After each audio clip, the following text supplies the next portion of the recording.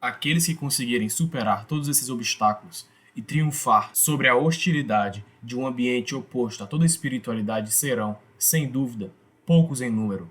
Mas diga-se mais uma vez que não são os números que contam, pois estamos aqui em um domínio cujas leis são bem diferentes das da matéria. Portanto, não há motivo para desespero e, mesmo que não houvesse esperança de alcançar qualquer resultado visível antes que o mundo moderno entrasse em colapso sob alguma catástrofe, isso ainda não seria motivo válido para não empreender uma obra cujo escopo se estende muito além do tempo presente. Aqueles que podem ser tentados a ceder ao desespero devem perceber que nada realizado nesta ordem pode jamais ser perdido, que a confusão, o erro e a escuridão podem vencer apenas na aparência e de uma forma puramente efêmera, que todos os desequilíbrios parciais e transitórios devem necessariamente contribuir para o equilíbrio maior do todo, e que nada pode, em última análise, prevalecer contra o poder da verdade. Seu lema deveria ser o usado antigamente por certas organizações iniciáticas do Ocidente: Vincit omnia veritas. Fecha aspas. René Guénon, em A Crise do Mundo Moderno. Um termo muito frequente no discurso público e que paira como um fantasma sobre a retórica política da direita dissidente é o termo tradição. Exemplos disso são as famosas frases de efeito, como abandone a modernidade e abrace a tradição, ou retorne à tradição. No entanto, poucos são os esforços para corretamente delimitar esse conceito à luz de seu verdadeiro significado. Portanto, faz-se necessário esclarecer o que é tradição, o seu papel na sociedade e na história humana, bem como expor o que não é tradição e quem são seus inimigos históricos. Primordialmente, tradição é tudo aquilo que possui origem supra-humana, ou seja, aquilo que não foi criado pelo homem, mas sim repassado a ele através de um centro iniciático.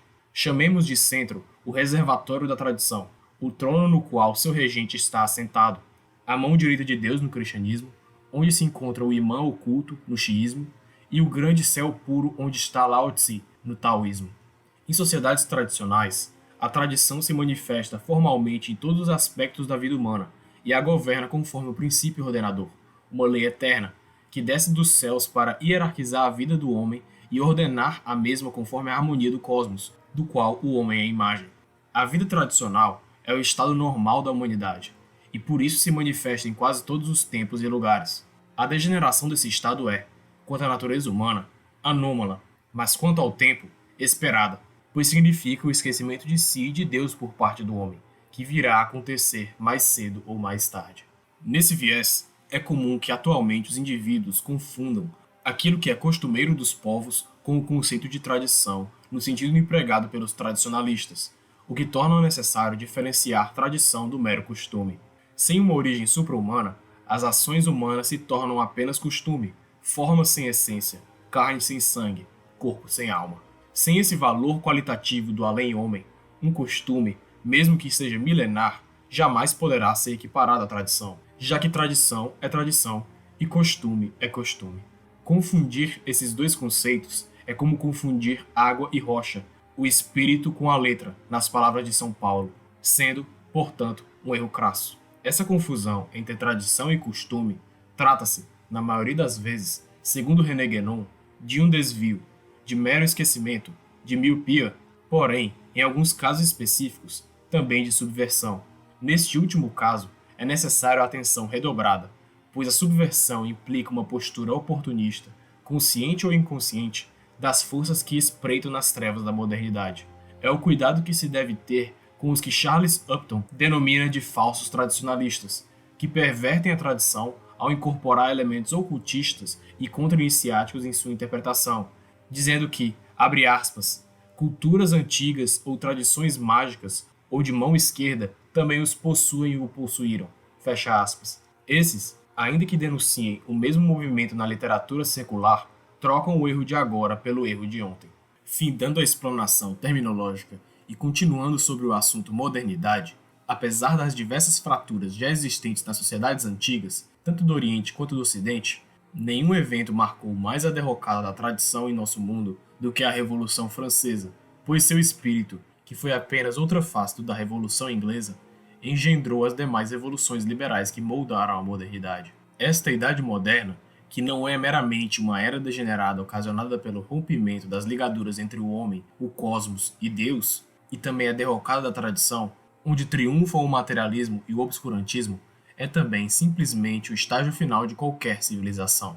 A atual manifestação do fenômeno modernidade, o capitalismo como subestrutura e o liberalismo em transição ao pós-liberalismo como superestrutura, como também dizem aqueles que levaram essa ideologia às últimas consequências, é o fim da história, o estágio onde tudo é dissolvido, onde a consciência que marcha, da qual falava Hegel, devora a si mesma, sem atingir nada além.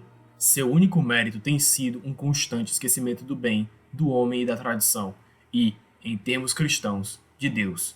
Aqui se prova esdrúxula a noção odierna de progresso, pois o homem progrediu à sua própria abolição ao ser reduzido a apenas um aspecto mecânico, o homo economicus. Esse homem reduzido é composto apenas de dois aspectos, o de produtor e o de consumidor. As máquinas, que a princípio imitavam os movimentos do trabalhador e eram meios de trabalho dos mesmos, hoje possuem o trabalho objetificado nelas. O trabalhador é excluído pelos sistemas mecânicos fechados, e o trabalho aos poucos se transmuta numa forma inumana. Se isso aconteceu com o trabalho manual dos séculos passado e retrasado, no século atual acontece com ainda maior agressividade no trabalho mental, onde os sistemas cibernéticos assumem a função racional do homem.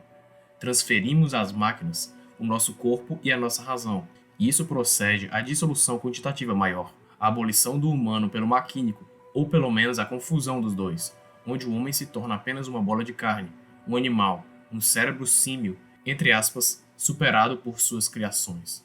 Este é o triste destino do homem enquanto trabalhador, aquele que aboliu o humaníssimo trabalho do artesão. Ao ser superado pelo inumano e ser reduzido à patética figura do consumidor, o homem passa a ter sua importância apenas enquanto as forças produtivas ainda são presas a uma lógica de mercado.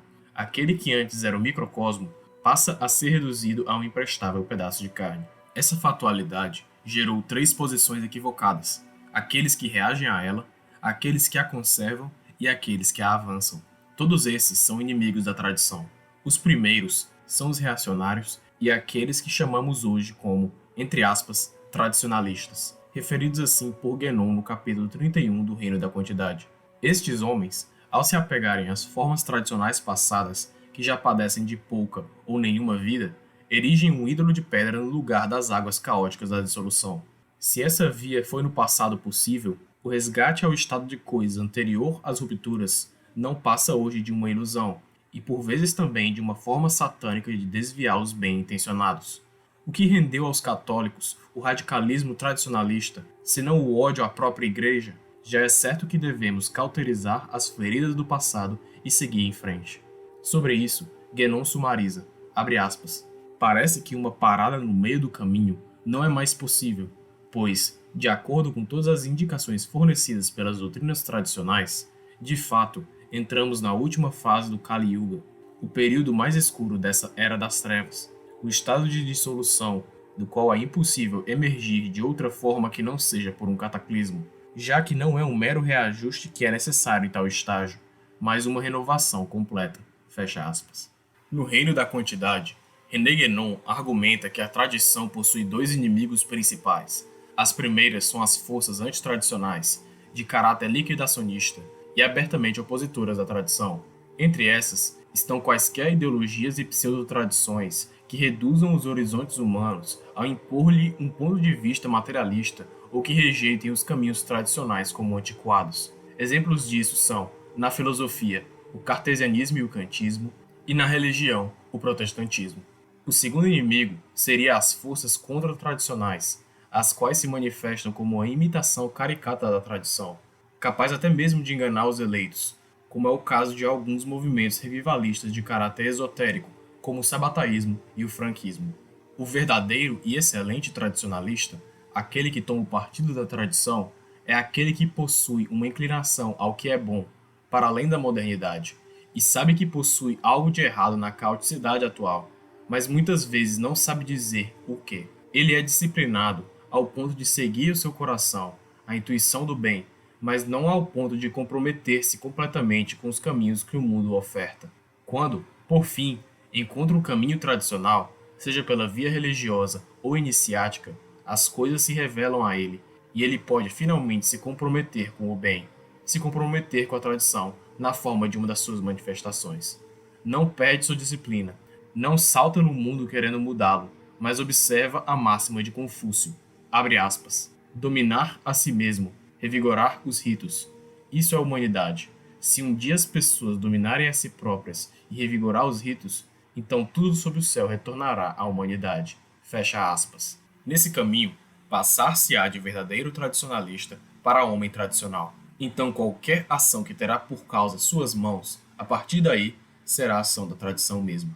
Um tradicionalista, excelente ou não, é um amante, um aspirante à vida tradicional, mas não necessariamente um homem tradicional, pois a tradição, como exposto anteriormente, é um conhecimento a ser adquirido, não sendo passível de uma autodeclaração, mas sim de uma vivência profunda que abarca todos os aspectos da vida. Guénon diz, abre aspas, tradicionalistas referem-se a pessoas que têm apenas uma espécie de tendência ou aspiração à tradição, sem realmente saber nada sobre ela. Esta é a medida da distância que separa o espírito tradicionalista do espírito verdadeiramente tradicional, pois este último implica um conhecimento real.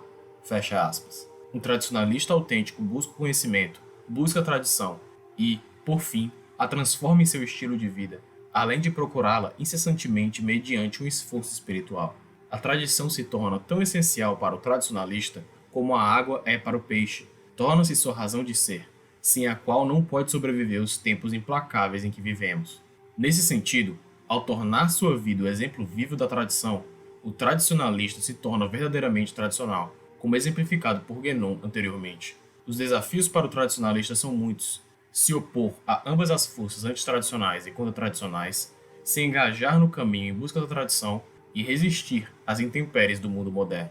Mas, por mais que sua tentação seja forte, ele deve reconhecer sua alma como autárquica, o mundo como uma ilusão e perseguir sua promessa, o bem, independentemente de qualquer consequência.